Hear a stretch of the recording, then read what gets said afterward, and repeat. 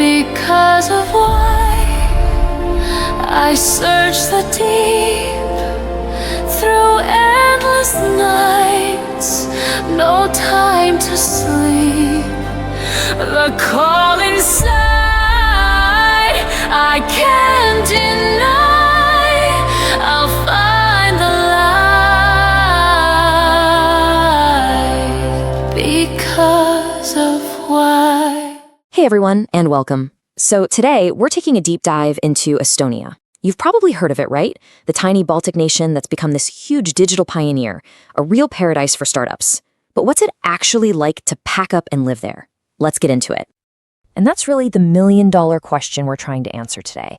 Is Estonia the super smooth, futuristic society that we see in the headlines? Or, is there a catch to living in a place that's so advanced? We're going to find out. So here's our game plan. First, we'll look at Estonia's incredible journey from a Soviet state to a startup nation. Then we'll get into the nitty-gritty, the money situation. After that, we'll check out health and safety. Of course, we have to talk about its famous digital society. And then we'll wrap it all up to help you figure out if Estonia might just be the spot for you. All right, first things first, we've got to look at the backstory. Because honestly, to really get Estonia today, you have to understand where it came from. Its economic transformation has been nothing short of breathtaking. I mean, you have to wonder, right? How does a country with a population smaller than a lot of big cities become a world leader in tech, a digital giant with just 1.3 million people? Seriously, how did they pull that off? And what's wild is just how fast everything happened. After they restored independence in 91, they didn't hang around.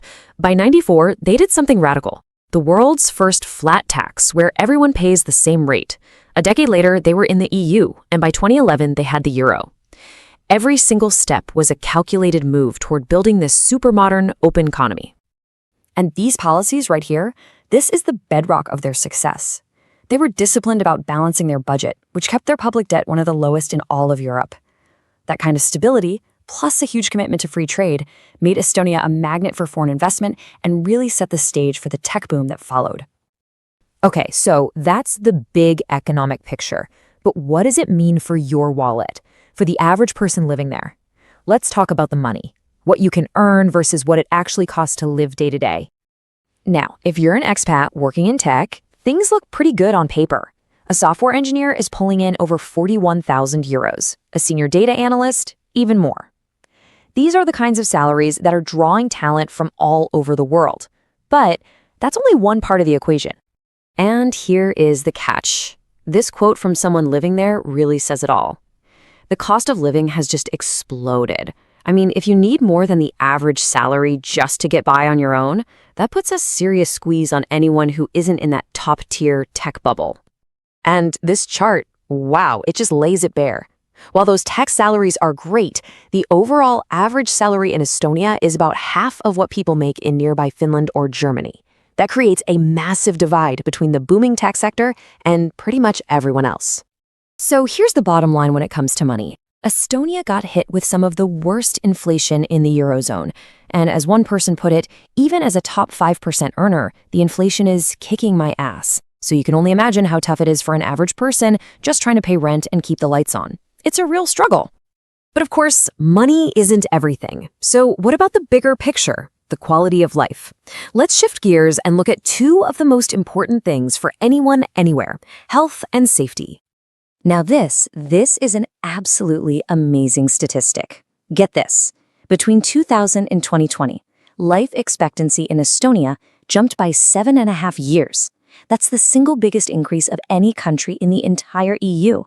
It's a clear sign of massive improvements in the nation's overall health. But when you look at how healthcare is actually paid for, you start to see a potential problem. Almost a quarter of all health spending comes directly out of people's pockets. That's way higher than the EU average, and it kind of suggests the public system is underfunded, especially for things like dental care or prescription drugs. Okay, now for safety, and the news here is just fantastic. Estonia is now considered one of the safest countries in Europe. It's seen this unbelievable 70% drop in crime since the mid-90s. That's a huge turnaround. It is important to have some context, though. The 90s were a completely different world, with a lot of organized crime. That has changed so much. It's not that the mafia is gone, but it's mostly moved out of violent street crime and into more sophisticated stuff, like tax fraud. And now it's time for the main event, the thing Estonia is most famous for.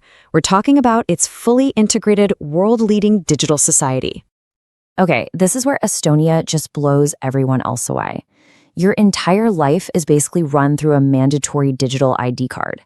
Seriously, imagine filing your taxes in less than 5 minutes, signing a legal contract without leaving your house, or even voting in a national election online. It's just how things are done. It's no wonder this is the country that gave us Skype and Wise. They even created this revolutionary e-residency program, which lets anyone, anywhere in the world, run an EU-based company completely online. And the best part? The infrastructure actually works. You can get a great 4G signal pretty much anywhere, even if you're out in the middle of a forest. It's incredible. So we've looked at the good, and we've looked at the, let's say, challenging, the amazing innovation, and the very real economic pressures. Let's try to put it all together now. At the end of the day, it really feels like a trade-off, doesn't it? On the one hand, you've got this amazingly efficient, safe, clean society with a really stable economy. But on the other hand, you've got the very real crunch of a high cost of living, that huge gap between tech salaries and everyone else, and public services that can sometimes feel a bit stretched. So I guess this is the question it all boils down to. If you had to make the choice, what matters more to you? Is it the incredible convenience of a digital-first world, or is it the financial peace of mind that comes with more affordable living? We would really love to know what you think about all this. Is Estonia's model the future we should all be aiming for, or are the economic costs just too high? Drop a comment below and let us know. And hey, if this explainer helped you get a clearer picture of life in Estonia, we'd really appreciate it if you'd hit that like button and subscribe so you don't miss our next one. Thanks so much for hanging out with us for this explainer. We'll see you in the next one. Because of why I search the deep through endless nights, no time to sleep. The call inside I can't deny. I'll find the light because of